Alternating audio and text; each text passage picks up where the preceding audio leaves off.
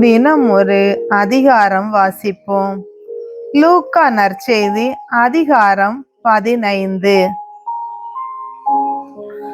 வரி தண்டுவோர் பாவிகள் யாவரும் இயேசு சொல்வதை கேட்க அவரிடம் நெருங்கி வந்தனர்.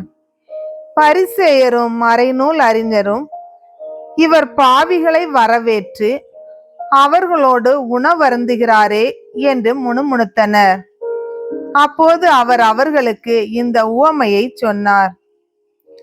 உங்களுள் ஒருவரிடம் இருக்கும் 100 ஆடுகளுள் ஒன்று காணாமற் போனால் அவர் 99 ஆடுகளையும் பாலை நிலத்தில் விட்டுவிட்டு காணாமற் போனதை கண்டுபிடிக்கும் வரை தேடி செல்ல மாட்டாரா?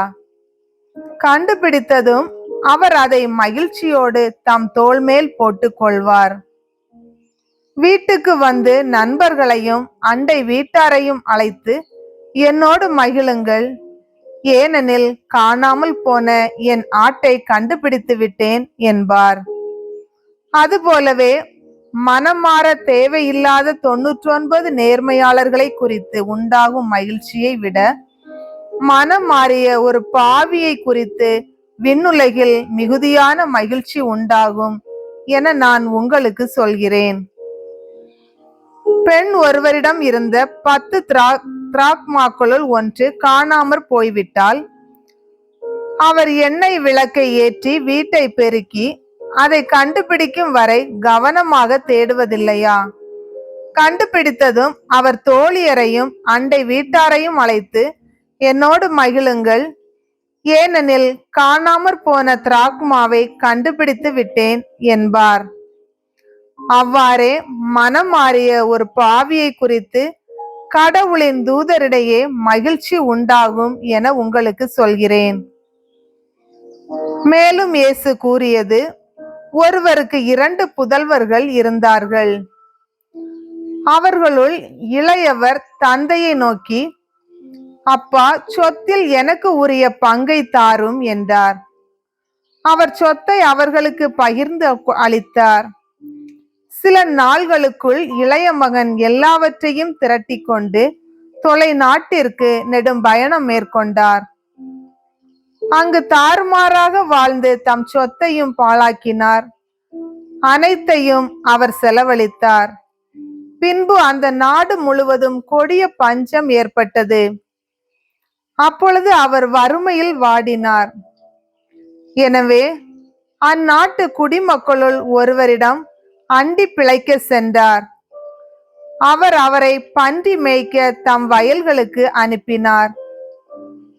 அவர் பன்றிகள் தின்னும் நெற்றுகளால் தம் வயிற்றை நிரப்ப விரும்பினார். ஆனால் அதை கூட அவருக்கு கொடுப்பார் இல்லை.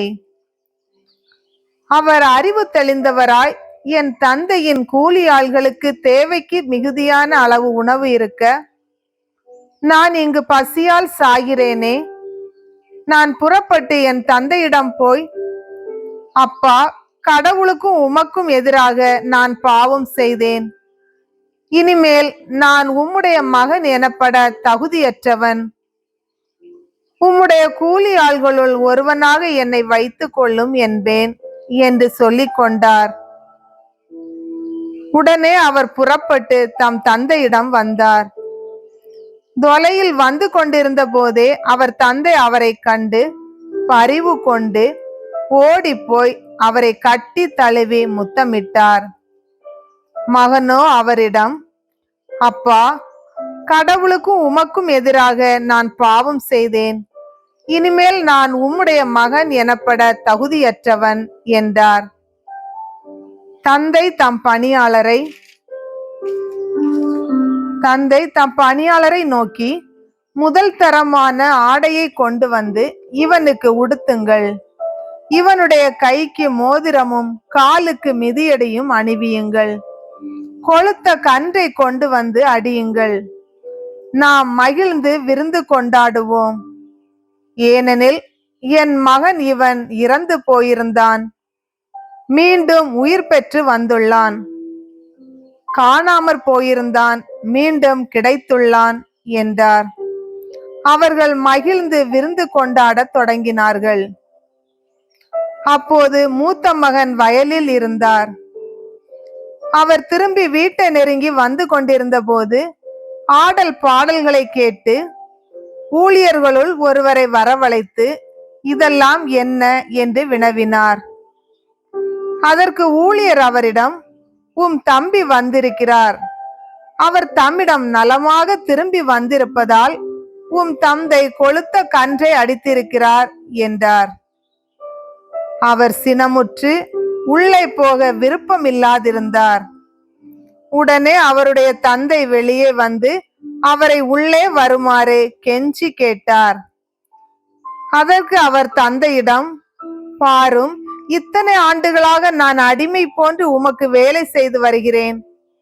உம் கட்டளைகளை ஒருபோதும் மீறியதில்லை. ஆயினும் என் நண்பரோடு நான் மகிழ்ந்து கொண்டாட ஓர் ஆட்டுக்குட்டியை கூட என்றுமே நீர் தந்ததில்லை.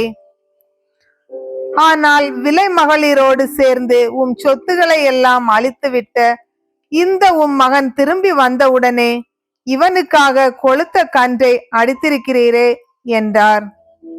அதற்கு தந்தை, மகனே, நீ எப்போதும் என்னுடன் இருக்கிறாய். என்னுடையதெல்லாம் உன்னுடையதே. இப்போது நாம் மகிழ்ந்து கொண்டாடி இன்புற வேண்டும். ஏனெனில் உன் தம்பி இவன் இறந்து போயிருந்தான், மீண்டும் உயிர் பெற்றுள்ளான். காணாமற் போயிருந்தான், மீண்டும் கிடைத்துள்ளான் என்றார். ஆண்டவரின் அருள்வாக்கு.